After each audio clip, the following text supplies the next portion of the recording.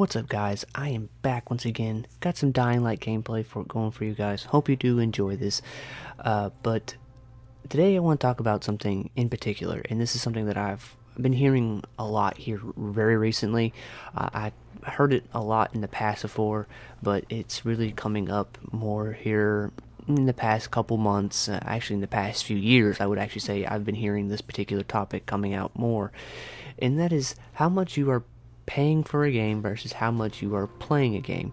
And the reason I'm saying this is because there's recent news here about a couple days ago.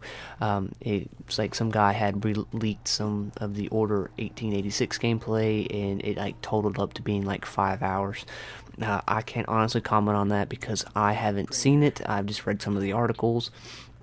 But either way, a lot of people were getting upset that the game just wasn't long enough for a $60 price point, which I would kind of agree with you. But in the terms of things, like for example, perfect example here is like I'm playing Dying Light, and it took me about 13 hours to complete Dying Light's campaign, and that's just pure campaign, no co-op stuff really, just pure straight, going through the campaign and not really, speed running it, just taking my time like I normally do when it comes to these types of games. But it took me about 13 hours, and when I broke everything all down and looked at it, it took me about it was about $4.80 per hour I was playing for.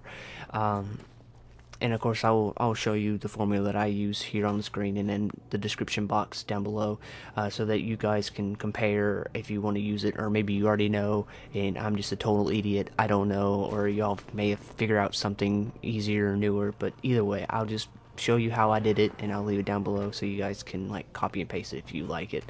But it came out to like $4.80, which isn't that bad. I mean, quite honestly, it really isn't. Most people do forget that gaming is the best form of digital entertainment that's out there right now. Like for instance, like using this formula, like an average movie is about 2 hours long, and broken all down, it comes out to like $12 per viewing hour, which can get up there. I mean, considering, like, I think the longest movie I've ever watched here recently was like Lord of the Rings: The Return of the King, and that was a 4-hour movie. And when you break that down, that comes to like $6.60, and of course that's with some rounding. I mean, but at the exact same time, when it comes down to gaming, the real money saving value when it comes to games and certain types of games is if the game has a multiplayer that you really like that you really like and that you really enjoy playing.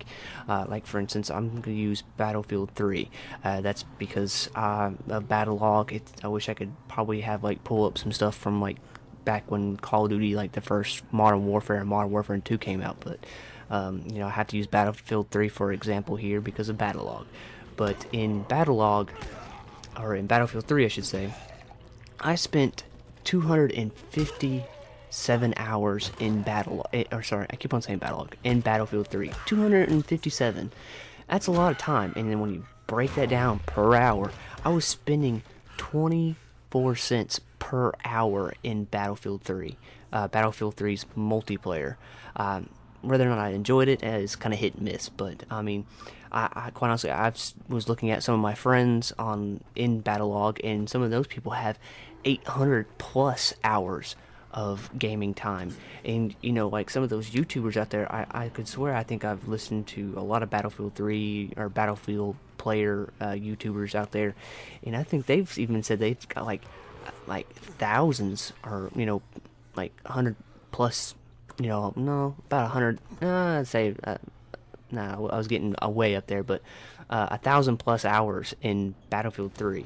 I mean, I just couldn't imagine really, how much money they were actually getting out of the game, because it was just because the more time you play it, that value continually gets smaller and smaller. But I mean, yeah, it's just crazy to think that gaming in itself is, that way, and a lot of people are always on the fence about stuff like, is this game worth X amount of dollars? And of course, I mean, you're gonna have games that are super short in itself, but like for instance, some of the shortest games I've ever played were, first-person shooting games, which are generally anywhere from, depending on who's developing it. If you're looking at like a Call of Duty, you're about 8 hours. Same thing with about Battlefield.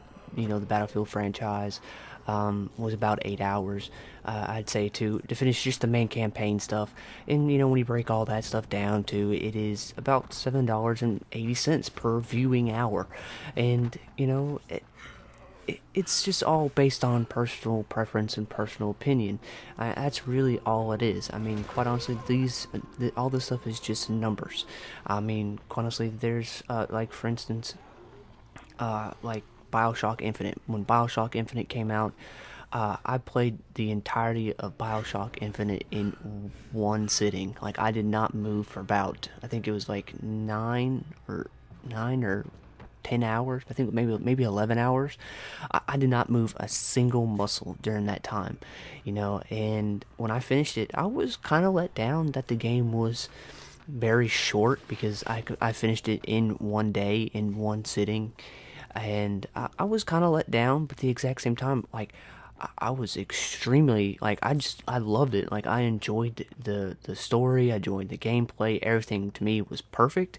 Well, not perfect, but it was good, and I wanted to play more, and actually I ended up did. Like, after I finished it, I actually took about maybe an hour break and started, a new game on the hardest difficulty, and I enjoyed it, and I liked it. But in all sight though, I mean, quite honestly, if you like it and you like what you see, buy it. But if you sit there and you're worried about it, wait to see what people say. If it isn't long enough, then probably catch it during a sale. Like most people are coming in this situation when they were talking about the order and how short it comes up.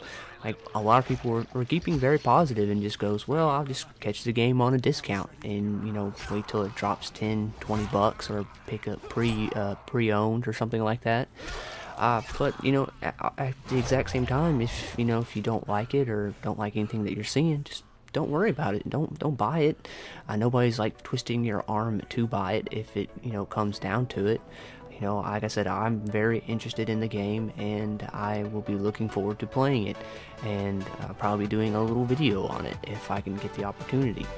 But with all that though, guys, I'd like to say thank you, and thanks for joining me for this video, and I hope to see you in the next one, and please take care.